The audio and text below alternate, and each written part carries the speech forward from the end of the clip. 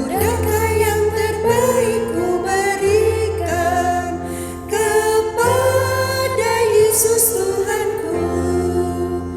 Besar pengorbanannya di Kalvari, diharapnya terbaik dariku. Berapa yang terhilang telah ku cari, dan ku lepaskan yang terbelenggu. Sudahkah yang terbaik ku berikan kepada Yesus Tuhanku?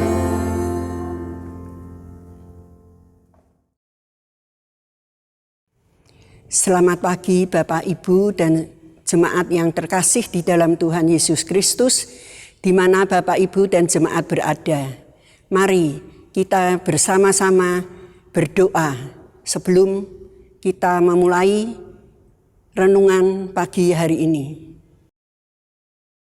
Bapa kami yang berada di dalam kerajaan surga, kami mengucap syukur dan banyak-banyak terima kasih atas kasih setia Tuhan yang kekal di dalam kehidupan kami. Sehingga pada pagi hari ini Bapa, kami boleh hadir di dalam persekutuan doa pagi di tempat ini. Kami boleh memuji dan memuliakan nama-Mu. Kami boleh memohon pimpinan-Mu di dalam kegiatan kami hari ini. Sehingga hidup kami boleh dibenahi oleh firman Tuhan yang sangat berguna untuk memimpin hidup kami semakin benar dan menyukakan hati Bapa. Terima kasih Bapa, di dalam nama Tuhan Yesus Kristus kami panjatkan doa kami ini. Amin. Tema hikmat pagi hari ini yaitu hasil pertumbuhan iman, yang diambil dari 2 Petrus pasal 3 ayat yang ke-17 sampai ke-18.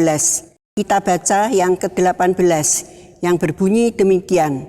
Tetapi bertumbuhlah dalam kasih karunia dan dalam pengenalan akan Tuhan dan Juru Selamat kita, Yesus Kristus. Baginya kemuliaan sekarang dan sampai selama-lamanya. Demikian sabda Tuhan. Syukur kepada Allah. Selamat pagi Bapak Ibu Saudara yang terkasih di dalam Tuhan Yesus Kristus. Saudara, ketika kita mulai mengikut Yesus Kristus dengan beriman di dalam Dia, setelah kita mengakui seluruh dosa-dosa dan mengakui bahwa kita membutuhkan juru selamat, maka kita memohon pengampunan dosa dari Allah. Jika kita mempercayai Kristus, kita akan menerima hadiah berupa hidup yang kekal. Karena kasih karunia-Nya, kita menjadi anak Allah dan dijanjikan kehidupan kekal bersama dengan Dia di surga. Bapak Ibu Saudara, namun jangan berhenti sampai dengan di situ. Sebab tak seorang pun yang mengimani Kristus dapat membiarkan pertumbuhan dan kematangan rohaninya diawali dan dihentikan hanya dengan satu kali tindakan penyerahan diri secara rohani. Keselamatan itu harus diikuti dengan pertumbuhan rohani. Kita harus melangkah lebih jauh.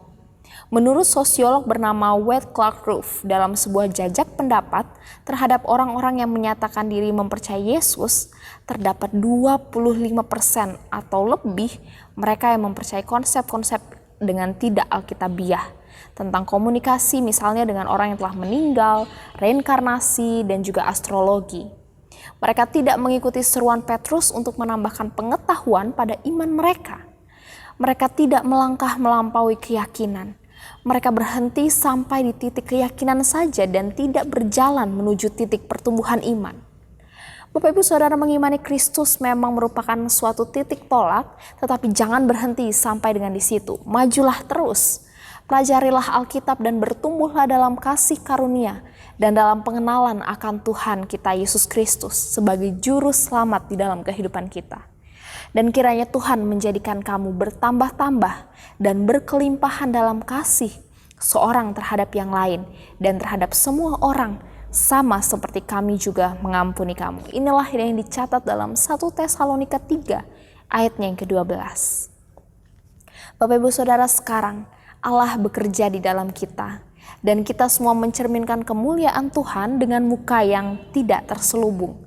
Dan karena kemuliaan itu datangnya dari Tuhan yang adalah Roh, maka kita diubah menjadi serupa dengan gambarnya dalam kemuliaan yang semakin besar.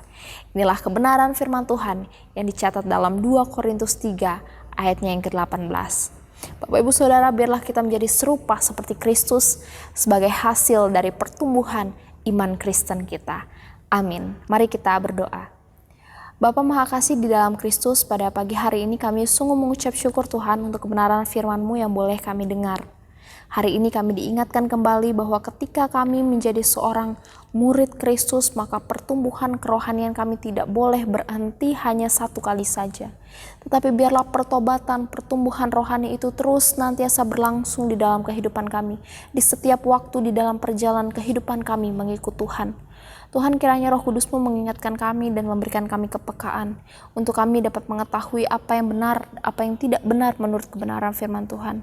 Dan biarlah Roh Kudus-Mu itu terus berbicara di dalam hati kami, memberi kekuatan bagi kami untuk kami dapat melakukan kebenaran firman-Mu.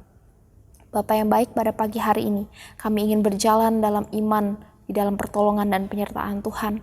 Kami menyerahkan kehidupan kami seutuhnya ke dalam tangan Tuhan. Biarlah Tuhan yang boleh mengisi hati pikiran kami, memampukan tangan dan kaki kami bekerja dan berkarya untuk kemuliaan nama Tuhan. Mampukanlah kehidupan kami untuk menjadi berkat dan juga menjadi saksi Kristus di tengah-tengah dunia ini. Kami rindu Tuhan, hari ini hidup kami boleh berjalan dalam kemenangan bersama dengan Tuhan. Dan biarlah sukacita serta damai sejahtera dan pengharapan di dalam Kristus itu terus nantiasa mengalir di dalam hati dan pikiran kami. Terima kasih Bapa yang baik. Terpujilah nama-Mu demi Kristus kami berdoa. Amin. Bapak Ibu Saudara, selamat menjalani kehidupan sepanjang hari ini. Dan mari kita terus ingat kebenaran firman Tuhan untuk menjadi murid-murid Kristus yang setiap hari mengalami pertobatan dan pertumbuhan rohani. God bless you.